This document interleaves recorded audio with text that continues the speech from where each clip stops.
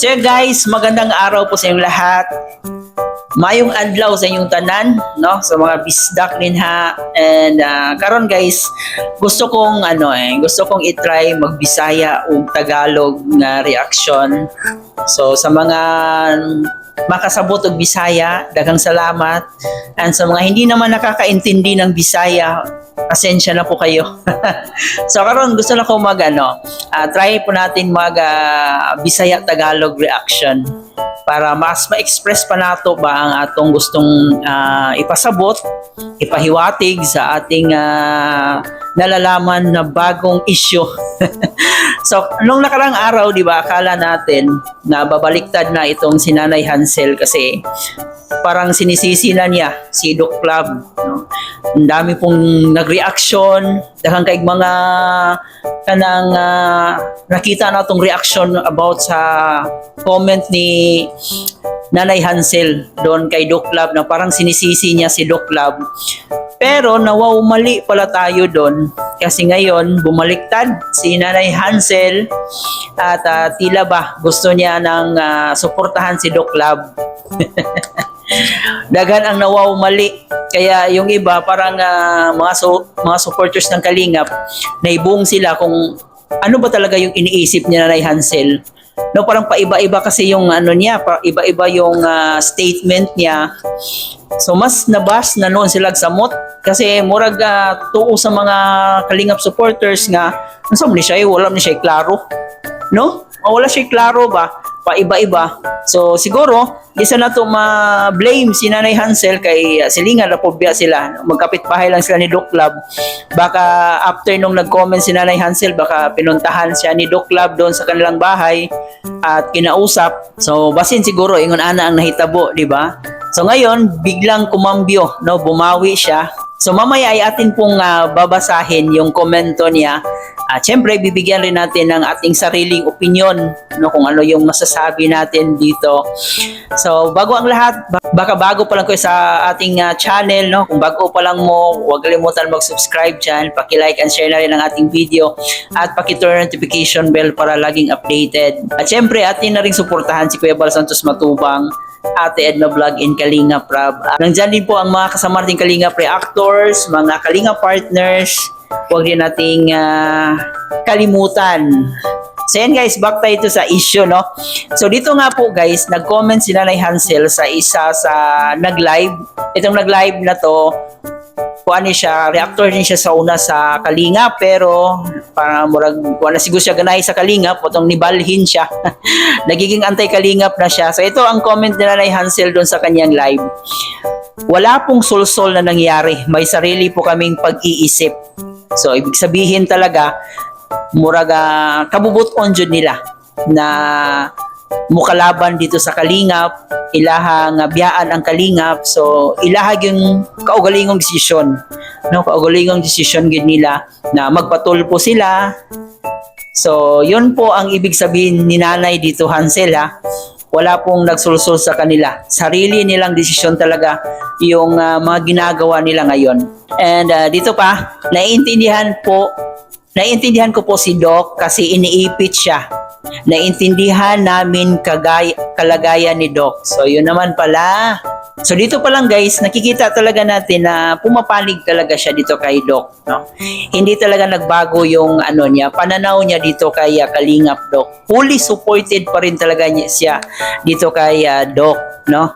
Siguro nasabi lang niya yon nung parang sinisisi niya si Doc kasi parang nadala rin siya sa emotions niya.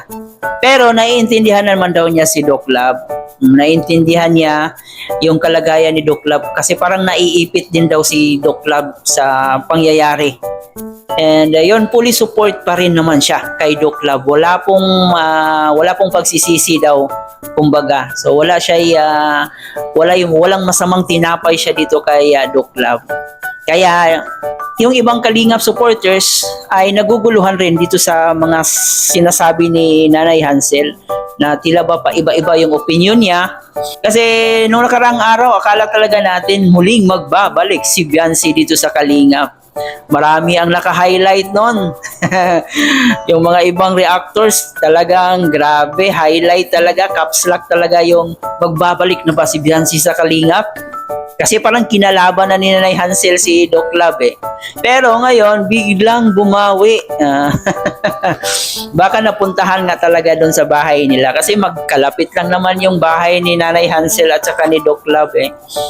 So, possible yan. No? Possible yan. At siguro, naayos na yung gusot doon sa Team Guapa. Kasi balita-balita natin ay nagkakagulo raw after nung comment ni Nanay Hansel. Kasi yung comment na yon ay binura agad, no? Yung video na yon naka-hide na agad.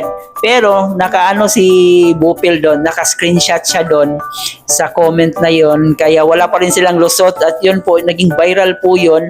Dami pong gumawa ng reaction noon. Akala natin ay bumaliktad na si Nanay Hansel, pero nawawmali pala tayo. Ngayon ay biglang kumambyo si Nanay Hansel at doon pa rin po talaga yung heart niya kay Doc Love. Hindi talaga nila maiiwan si Doc Love. No? So siguro ipagpalagay na rin natin na malaki-laki rin siguro yung naambag ni Doc Love sa kanila. Pero daghan ang nag-istorya or daghan atong mga nakita ng mga comment na mas daghan jud ang natabang sa Kalingap dito sa pamilya nila Biancy. Siguro sa isipan ni Biancy, kundi din dahil kay Doc Love, hindi rin siya mapunta dito sa Kalingap, di ba? So parang yun yung tinitingnan talaga niya.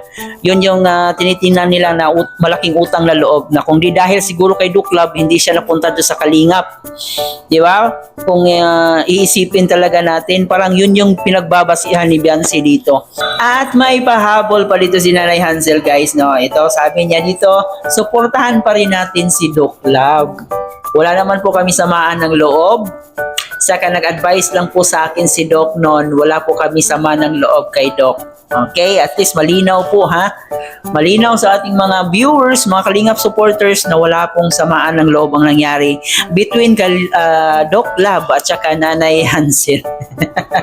So ibig sabihin guys ay niloloko tayo ni Nanay Hansel dito. Akala talaga natin babalik na eh. Marami pa naman ang kumontra dito guys, no? Marami ang nagsasabing wag nang pabalikin yan, napaka-traidor ng pamilya na yan.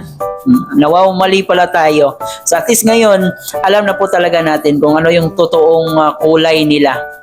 So siguro nagkagulo lang sila ng mga panahon na yon, pero I think parang naayos na okay na. At least ngayon alam natin, no, biglang cambio na si Nanay Hansel doon. Pumanig ulit dito kay Dr. Love. Mas naging masama ang tingin ng mga viewers sa kanila, no? Mas lalo silang binabash. Yung iba galit na dahil pa bago-bago yung istorya ni Nanay Hansel. So instead na maawa na sana sila, ay biglang nawala yung awa nila kasi mas nagagalit tuloy yung mga viewers natin. So di natin alam kung ano yung plano talaga nila. May mga nakikita rin po tayo na nandun daw sila sa NBI, nandito daw sa Naga ang Rapi Tulfo, pero wala palang katotohanan yun. It's a fake news po lahat yun. So wag po kayong basta-basta maniwala agad sa mga nakikita nyo, nababasa nyo, kasi hindi po lahat yan ay totoo. So yan lang muna guys ang ating update patungkol nga po dito, and abang-abang pa tayo sa susunod na kabanata dito sa storya ng kanilang buhay dito sa Batalero family, kasi sobrang napakasikat talaga nila ngayon. Talagang pinag-uusapan, bawat scroll natin sa YouTube natin ay yung mukha talaga nila yung nangunguna. So ang dami na po nagko-content, ang daming sumausaw. At ang nakakabahala pa is maraming nakisawsaw na below the belt talaga yung mga sinasabi nila dito sa Batalero family. May part na naawa tayo sa kanila, pero may part din na masasabi natin deserve naman nila yan kasi sobrang napakatigas ng kanilang ulo. Noon pa man ay pinagsabihan na yan ni Kalinga Prab, at hindi sila naniniwala dito kay Kalinga Prab, no? Mas naniniwala sila sa mga taong nasa labas, sa mga taong nagsulsul sa kanila. So tingnan niyo po kung ano yung nangyari sa pamilya nila ngayon. Ang dami pong nang babash, pati siguro yung mga kamag-anak nila, hindi natin alam na binabash rin sila ng palihim. Yung mga kapitbahay nila, binabash rin sila. So hindi natin alam kung ano yung mga iniisip ng mga kapitbahay nila ngayon. So nakakaawa. no? Pero yun na nga, ginawa nila yan. So pinag-isipan naman siguro nila bago nila gawin ito, kaya hanggang doon na lang talaga yung makakaya natin. So yun lang muna guys ang ating update patungkol dito sa topic na to. Huwag kalimutan mag-like and share ng ating video. Paki-comment po dyan sa ating comment section. Muli po guys, ito po yung host na si Chloe TV. Thank you for watching.